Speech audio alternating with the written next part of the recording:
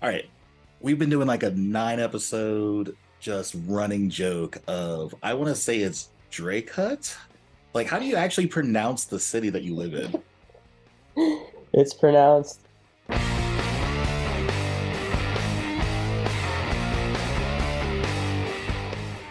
Welcome to the United States Fingerboard Podcast. I'm your host, LaVine Cunningham, and I'm excited to be chatting with Mike Schneider with FlatFace. Mike, welcome to the show. Yeah, thank you for having me. I'm excited to be on. Me and you, we've got a little bit of history together. We've kind of been chit-chatting for the last year and a half or so, but we'll talk about that here a little bit. What I like to kind of get into is just more of like the current Mike Snyder. I know you're like one of the most literally interviewed podcasts, like just fingerboarders on podcast. I mean, you got episodes, interviews. I think you're even on the actual television. So you're like the guy to be like just to get on the wire for sure.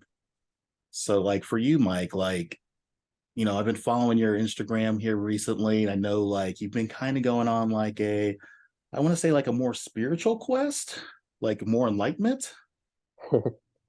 Um, yeah, I guess I'm like sharing a little bit more things that are not just fingerboarding because it's always been just fingerboarding, fingerboarding, fingerboarding for all my content and stuff like that, which it's still going to be, of course, but I just kind of realized like there's so much value in just life and sharing anything and everything, a little bit of this and that, and it makes it more interesting, but it also brings a lot of joy and it helps people and stuff like that. So I'm just kind of opening up a little bit more of my world or my thoughts or whatever to people, just in a fun way, stuff like that. So yeah, I've done like some ask me anything Q&A kind of things on Instagram. Well, I'll respond to them like with my voice talking and giving advice or giving opinions or whatever the heck it is. And I just thought I would just do that for fun and see how it goes. And people started saying like really heartfelt things about like how much it helped them and stuff. So I just started like doing more of that stuff like that. And then yeah, I got this podcast coming up that I'm gonna put out soon where I'm thinking like even though fingerboarding is the reason that the podcast will exist and how all of us got together and stuff, it's not really going to be a fingerboard podcast. It's going to have probably like really good fingerboard stuff in there for sure, but it's going to be more of like what else is each of these people up to and what else do they have to talk about or what have they been through, all kinds of stuff like that, and go way deeper than just fingerboarding. And then of course talking about how fingerboarding relates to their life and all of that stuff and where how they started, where they got to, and all kinds of, so just like the whole bigger picture I think is really useful to share for me and for other people. No, I agree. I like how like, people just they change, they grow and they develop. And so, when we're looking at individuals, whether it's, someone we know, ourselves, friends, we're typically not in the same place we were 2 years ago. Usually we keep it moving, we're doing bigger and better things, or, just taking different views and different approaches on life. And so that's kind of why I'm like, like everybody knows like the old Mike. I'm almost wanting to know like who's the new Mike. That's what we're all like trying to figure out. We're trying to figure out who's the new Mike, what you got like in the future, what your plans are, stuff like that. And so there's a lot that's going on with you. I know you're a very complex person, and so it's kind of cool to get that enlightenment there. Yeah, definitely. I'm excited to share. I mean, I only share a tiny bit of everything too, like, but I think, more stuff will come out in the podcast and stuff too as it goes on. Um, but yeah, I mean, like I said, I've pretty much just been showing fingerboarding. Like it's been like 20 years or well, for videos, probably like 17 years or so of videos. And it's like, 99% of the videos is just fingerboarding tricks and nothing else, it's not even like a word or anything. So now it's like I've been expanding a little bit into like, okay, like people like it when I talk. I could talk about some things, I guess, like there's a lot, I'm not just a fingerboarder, I'm a person too. So yeah, there's a lot there. I agree. I feel the same way. I am theoretically a fingerboarder first and then United States Fingerboarding League second, I guess, which is kind of hard. You're like the same, you're Mike as you, and then you've got Flatface. And so it's kind of hard to separate the two brands because like we're both generally just like we love fingerboarding, but there's that business aspect to it as well. And so that's always an interesting approach. But I find it kind of crazy that you're 20 years in. I refer to you as like LeBron James of fingerboarding. You're 20 years in, and I mean you've been operating at such a high level for so long. I mean, Yeah, I don't even know how. Like, I've just been obsessed with it and just fingerboarding and just doing it. And like, it's funny because people say a lot of like, thank you so much for what you do and stuff like that. I'm like, all I'm doing is the thing that I'm obsessed with. I'm just obsessed with fingerboarding and I'm just fingerboarding. It's like, I mean, I do see like I put in a lot of work and whatever, but I don't really think of it as like work or time. I mean, it's all the time and it's all as much work as you could do, but at the same time, it's like it's not work at all. It's like totally fun. It's like, what can I do? How can I do this? I'm not thinking of like, like how much money could I make or how could I make this bigger? I'm more like, how could I do this the best? How could I make this better? How could I improve this? How could I make a better fingerboard? How could I reach more people? How can I make the event more fun? Like stuff like that. And so that's just kind of been my approach the whole time.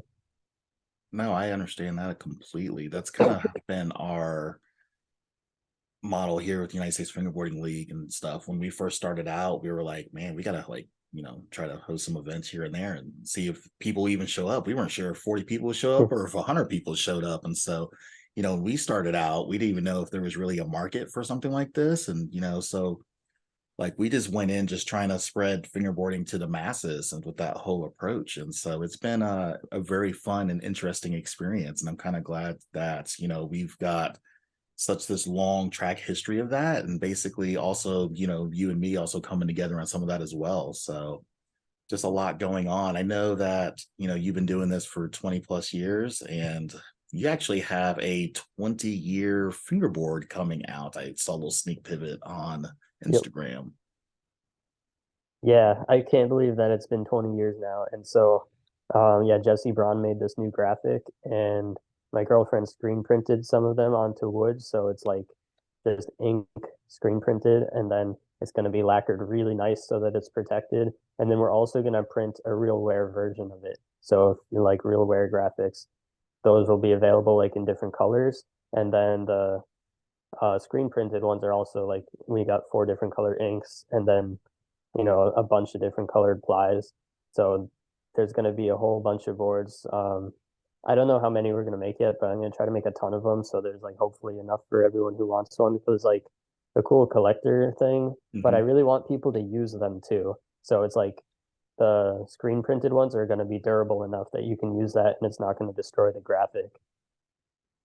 That's what I was kind of afraid of when I saw that. I was like, man, I've got to get two of those, one to skate and one to Yeah, keep for sure. And there's a lot of collectors out there for sure. So I run a lot of definitely. Facebook groups and stuff like that. And I mean, people are literally like, it's like Black Friday at Walmart 20 years ago, whenever they see like a Mike Schneider, like OG vintage board, like pop up on eBay or something. And it gets wild. Yeah, here I'm going to show you the boards in case anyone hasn't seen them. So these aren't finished yet, but Yeah. Unreleased. Look if at the this. lighting is good. Those are Yeah. fire. So there's these are gold ink actually Yeah, those are on fire. blue. And then I'm gonna have them on all different colors, all different we got black ink, white ink, gold, silver, and then for bottom plies every color you can imagine. And then what else? Yeah, and then the real wear ones are gonna be totally different color schemes. So they're gonna be there's a lot to collect if you want to try to collect them all. Yeah, I was getting ready to say you're about to break the internet and also disappoint some people because we're talking, I think you just said like 6 or 7 different variations. Yeah, at least probably yeah, something like that. But like I'm trying to kind of make as many as possible. Like pretty much every board that I make like sells out really fast, so I'm like trying to make more than I even usually do. Like I'm doing my best to make enough for everybody. That's all I can do. all your stuff sells out stupid fast. If I don't like if I don't set like an alarm or something saying like the mic drop is getting ready to drop, I mean, if you wait maybe more than 45 minutes to an hour, I mean, almost everything is practically gone. And so like you'll get on and maybe a certain color might be there. If you're really looking for one color, like the most popular color, it's gone. It's just gone, gone. Yeah, it's crazy because I get people asking me every day, like, "Hey, can you put blah blah blah on the website?" And I'm like, "I would if I had it." You know, it's like it's not that I'm holding things back or something. Like, you guys are the problem. You're buying it all. Like, it's a good problem, but people always just say like, "Can you restock it?" And I'm like, if it was that simple, I would put it in stock, but I can't put it in stock what I don't have. So yeah, it's like it's awesome. Like the support is just really unbelievable. Definitely. So kind of walk us behind the scenes. I mean, I don't need you to give away the secret sauce or anything, but a lot of people are still trying to figure out, are you still like making most of this stuff yourself? Or are you streamlining this? Or what's that process look like? So I do have help now. I can't make every single board 100% by myself anymore. Otherwise, there'd be like, one board a day or whatever. But so I have people helping me, but everything's still made in the US. It's all handmade still. It's all to my standards. We do like the fine sanding and lacquering in house still. So it's like, and then the people helping me are fingerboarders. They're people you've seen in my videos for 15 plus years that I've known forever. So they have the same attention to detail that I have, or if they don't, I train them and say like, look, you got to look at this and that and this. And I'm very, very picky with my boards, how they're made and how they come out and stuff. So there's a lot of um, I don't know, maybe proprietary kind of techniques, or it's not that it's like no one else does it, but there's just certain ways that I make sure it's done, and they're not always the fastest way or the cheapest way, but they're what I found to be like the best way. So for the best performing board, you maybe have to, let it sit longer in the mold than you're supposed to, and little things like that where it's like we're gonna have less boards, but they're gonna be better. So it's all that. But yeah, it's all handmade. Even my wheels are made in Massachusetts. All the machining is done locally and stuff. So that's always been a really big thing for me, just keeping everything as local and handmade and high quality as possible. And if it has to be, if I need help, it's not like I'm outsourcing it to like another country, but it's like I'm outsourcing it to like a friend whose like dream job it is to work for FlatFace or something. So it's like it's a really cool setup that way. Interesting. So yeah, I kind of already kind of knew that, but I knew the old mic. I'm not sure, everybody's trying to figure out like what's going on with the new mic. And so that's comforting to hear. I think that all of our fans are definitely gonna enjoy the fact that you're still like leading the charge and you're just in charge of quality control and doing all the good things there at Flatface. So I Yeah, I mean, am I'm trying to make it better, if anything. Like there's in that way there's no new mic or old mic. It's just like I'm still doing it the same. I'm still going for it. But I think the thing now is like I'm trying to just make it better and better. So I have some cool stuff coming up in the next few months that I can't even talk about yet, but some really cool like I'm just constantly thinking like how can I keep everything going, but also how can I make something better, new, different, improved? And sometimes some time goes by where I don't have any ideas, and so everything's just going the same. And then all of a sudden, it's like, okay, I finally know what to do, or like something pops up, and it's like, wow, this would be amazing. I'm going to do this. So I have some really cool things coming up, um, probably in summertime. always innovating. I like it. So we just had Rendezvous 33. I was fortunate enough to Dude, make it out there. We're talking, I don't know if that's like one of the biggest turnouts that you've had there, but it was yeah, absolutely nuts. it was huge. That was definitely one of the biggest ones ever. There was so many people. Um, I wish I had a count of how many people, but I actually just bought a counter. So next time we'll start counting how many people come in through the door. Um, but there's estimates of like 400 or so. That's wild. Yeah, I was up top on the little where the food area was and stuff like that, and kind of looking over the banister. And I mean, there was probably like 150, 200 people down there. And there's probably at least another like 50, 60 people in the parking lot playing Kadama and hacky sack and stuff and just shooting the Yeah, breeze. And I was like, this is crazy. yeah, it was insane. It was just so packed. Uh, yeah, I mean, soon I'm gonna need a bigger building is what I'm thinking, but we'll see. So how does one keep a building like that? You have done something I haven't even done. Like I had a building, I couldn't keep it. You've had this building. I mean, how long have you had this building? I think I'm not that good with dates, but I think it was 2016 or 18, if not. I got to check next time I'm there. One of the pieces of art on the wall has the date on it, and that was like from right when the building was pretty new. So I just Okay. like look at that to refresh my memory. But I don't know. Somebody listening definitely has a better memory on that than I do. But yeah, it's been many years now. It's probably been like 4 to 6 years or so. And I mean, basically everybody, the fingerboard community is the reason that that building exists. You know, like they're funding it by purchasing stuff from us at the store sessions and on my website and whatever. So it's like, even if I have an event where it's like technically we, a small store session event 1 month where not many people came and we didn't sell much, maybe the building cost more to have than how much we made that month, but then FlatFace sold enough stuff online that it covers it.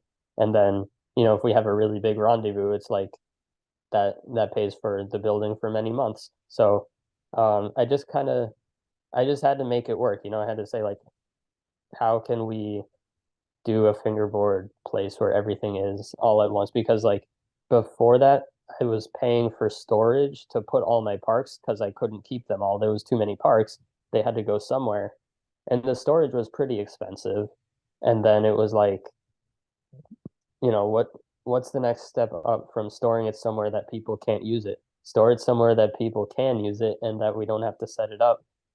So yeah, basically I used to rent like a big space all the time, like all year round like that. And then eventually I was able to buy this building. So, when you buy it, it's like you have to have some money up front for it. So you got to save up for a while, but then the monthly thing is like your mortgage is the same as renting somewhere else. So it's ultimately a better move because then if I was renting forever, it's like every month you're throwing away money kind of. You don't have anything to show for it at the end besides the past, what you did and had. So it's like with this one, it's kind of an investment in FlatFace and in the future and in everything. No, I completely understand. I'm actually faced with the same issues and stuff as well. It's the reason why we got our building to begin with was, we're paying like five, six, $700 and just properly storing all of the parks and stuff. And I'm like, I'd rather put it to the, let the public be able to skate in session and stuff. And so, no, it makes Yeah. perfect sense for sure. Cause that's where I'm at now. All my stuff's just sitting in storage and I feel like it's definitely a waste. Yeah, I was there for a few years for sure, just like putting it back and forth in storage. So you've been fingerboarding for so long. So we've been all right. So I don't even know how to even kind of like go about this. So you are with Black River as a team rider. I mean, what's the relationship with you and Yeah. Black River? So they sponsored me when I was like, I don't know, maybe 15 or 16-ish. Um, they put me on the team and like I went to Germany and met them, went to some events over there. And I mean, they're like a huge inspiration for me. So like my events only exist because of the events that they've done. And yeah, so I got on the team and then I had, I already had FlatFace and I was like, hey, could I sell some rip tape? Like we can't get rip tape out here. This was way back when you couldn't really order from them even. It was so hard. So I was like, hey, could I buy like, I don't know, 20 packs of rip and like resell them on my site? They were like, yeah, sure. And then it worked out really well. So we moved on to like ramps and everything. And I became like their distributor for the US. Um, so yeah, we do a bit of everything. It's friendship, it's business, it's team, it's everything.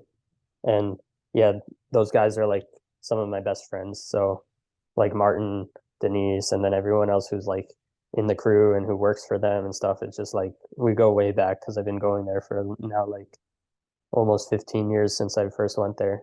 And there was some years that I went to Germany like 3, 4 times per year. Like it's amazing out there. I was going to talk about that. I've seen you on Battle of the Herricks back in the day. And so, I mean, did Black River come out and find you? How'd you get invited to something like that? I mean, for someone who's like, hey, Yeah. I'm pretty good at fingerboarding, I see Mike doing all this cool stuff overseas. Like, how does one even get noticed like that? So like anyone can go there. Like you don't have to be invited to, I mean, maybe to be in Battle at the Herricks because it's like, it can't just be everyone because it's like a tournament. But um that was a little after anyway. So Fast Fingers was first. Like I went to Fast Fingers, I don't know what number, 11 or 16 or something like whatever the heck it was. And that was like you didn't have to be invited, but it was like if you go there and you're from another country, like people are, everyone's talking and having fun there anyways, and um, it was cool to connect with everybody. But yeah, the way that they found me was YouTube, and it was very interesting because YouTube used to have messages on there, and I think they don't anymore. But my inbox was always like super full. Like I'm talking like 100 messages a day or whatever. Like you can't keep up. So I just would never look at it because it was impossible. But I would maybe look at it like once a month and like, just skim through them, see what a few of them are, maybe like respond to one random person, make them happy. And which is basically what my DMs is like now. It's like over flooded, but um I try to keep up. But anyway, so one day I was like, oh, I guess I'll check my YouTube messages. And I had no clue what I was about to find. I opened it up and there it is, Black River, and they messaged me and I was like, no way. And they asked me if I want to be on their team. And it was just like I remember that. It's like a childhood memory now. It's like just I remember that day and I remember like going downstairs into my kitchen and fingerboarding on the counter and just being so in disbelief that Black River wanted me on their team because it was like their team was the best people by far. Like they had really, really everyone that I looked up to in Europe or in Germany was on Black River, and my favorite videos were like Elias and Winkler and um like Boris, all those people, like watching those videos, and they were all Black River's videos from back in the day, like 2000, like basically 2003 to 2000, like 9-ish was like, I mean, I got on the team before 2009, but I'm just saying like that era in general was like a really inspirational era for me and watching the videos that came from that group. That's awesome. That's man, I couldn't even imagine like just opening up an inbox and just being like, hey, Black River wants to sponsor me as a fingerboarder. Like that's wild. Yeah, I couldn't believe it. I still can't believe it sometimes, it's just like I'm just a kid who's fingerboarding a lot, you know?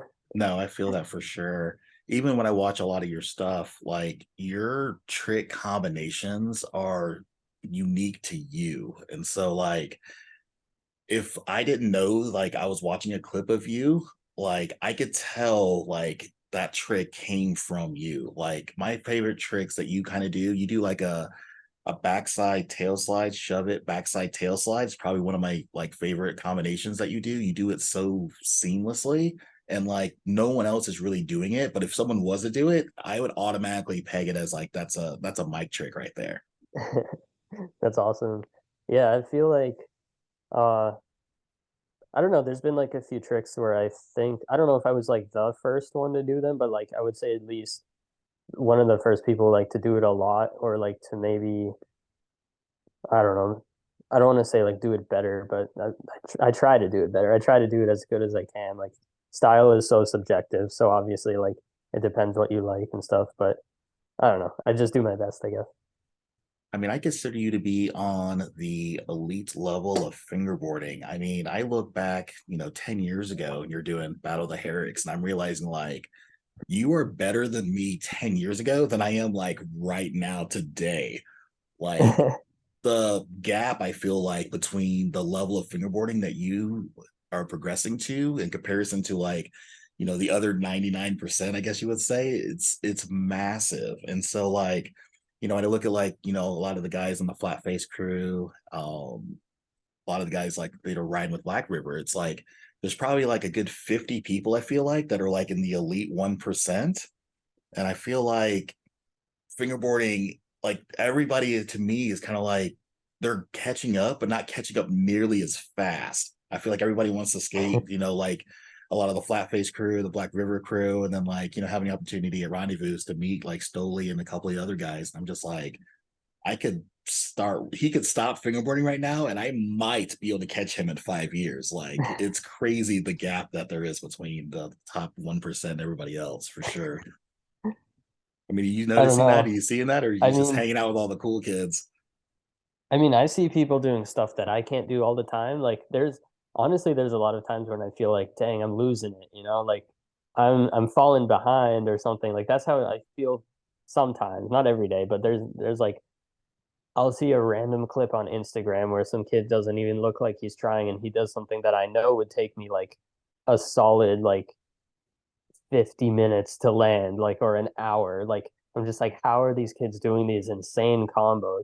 And like, yeah, maybe it's a little sloppier or uglier style wise, but it's still so difficult that for me to even do an ugly one would take like an hour. So, like, there's times like that where I'm just like, oh, like it's time for me to make way for somebody else to be like famous or like whatever. Like, I'm just like, oh, I'm not good anymore. But it's not really that. It's just like I also watch my videos from like 10 years ago and I'm like, dang, I would say 95% as good as I am now back then. Like I have a few tricks I can do now that there was no way I could do back then. Like some of the weird fingertip heel flips and behind a ledge things and whatever. Like I'm still progressing with like weird, difficult ways to do tricks.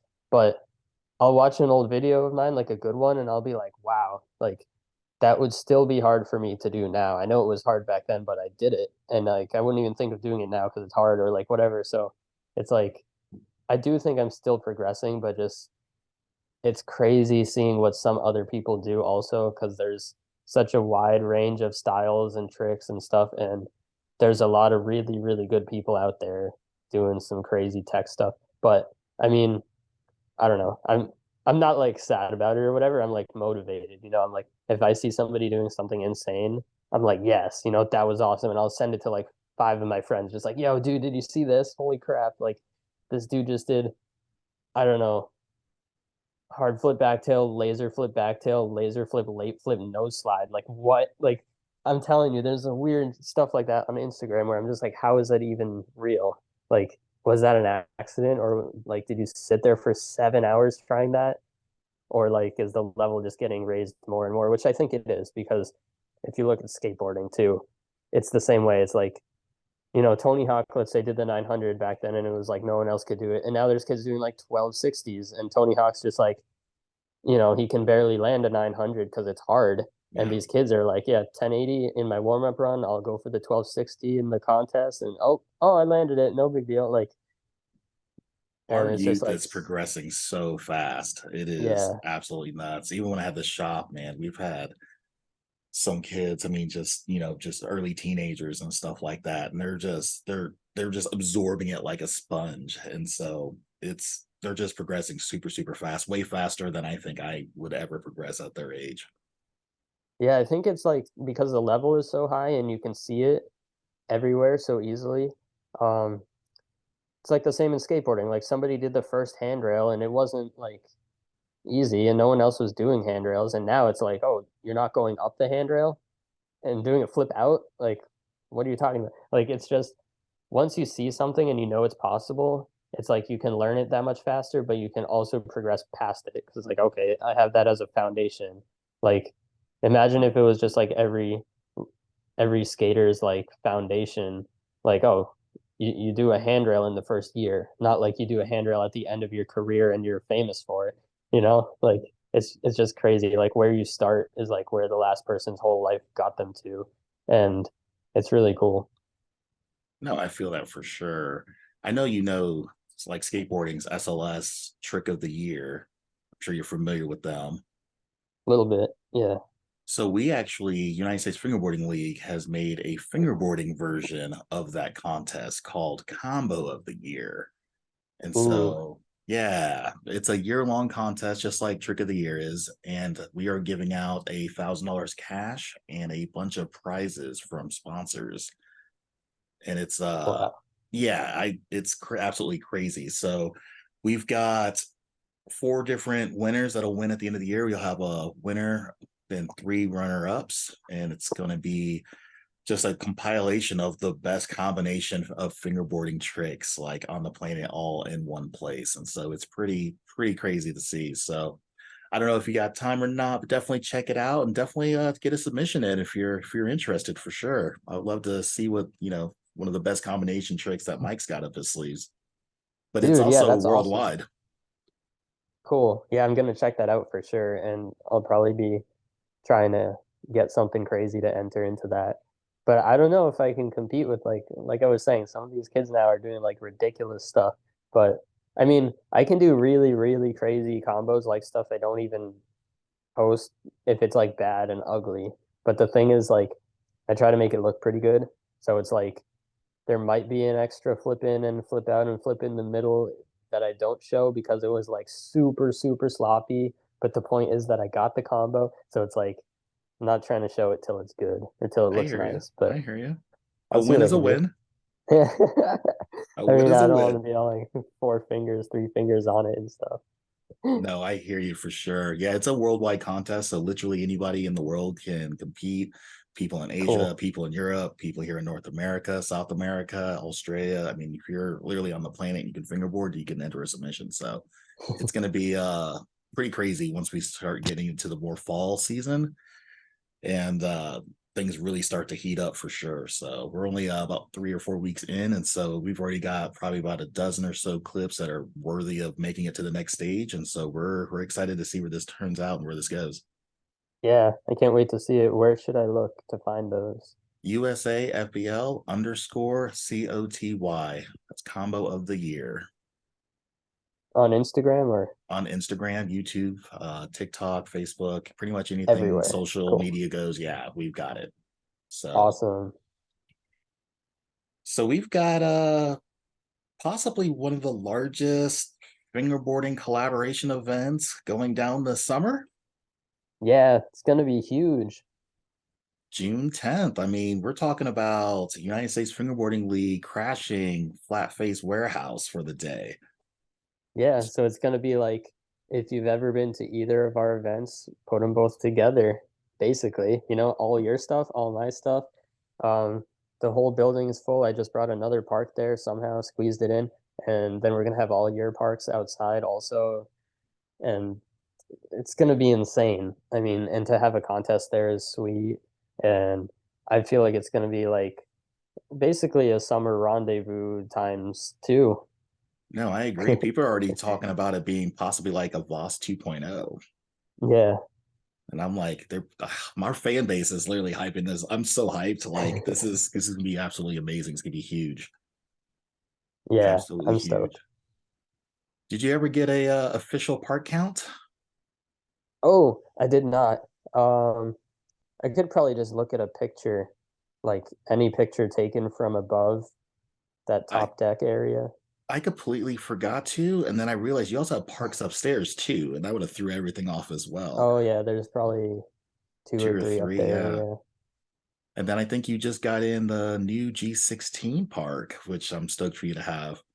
Yeah, it's so much fun, and I got the new diamond cut coping on that. It's insane. I saw that. I'm a little jealous to be honest with you. Mine doesn't have the diamond cope, so I was like, man, that looks good.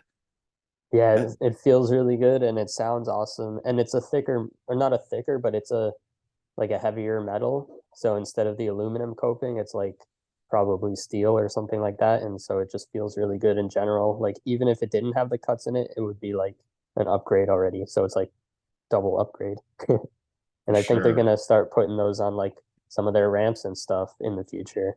Ooh, that'd be cool to get a maybe like a big mama or something with it. Yeah. Hit that vert, do a little switch and just switch 5 O's. That feels so good. Yeah. Feels amazing and sounds amazing.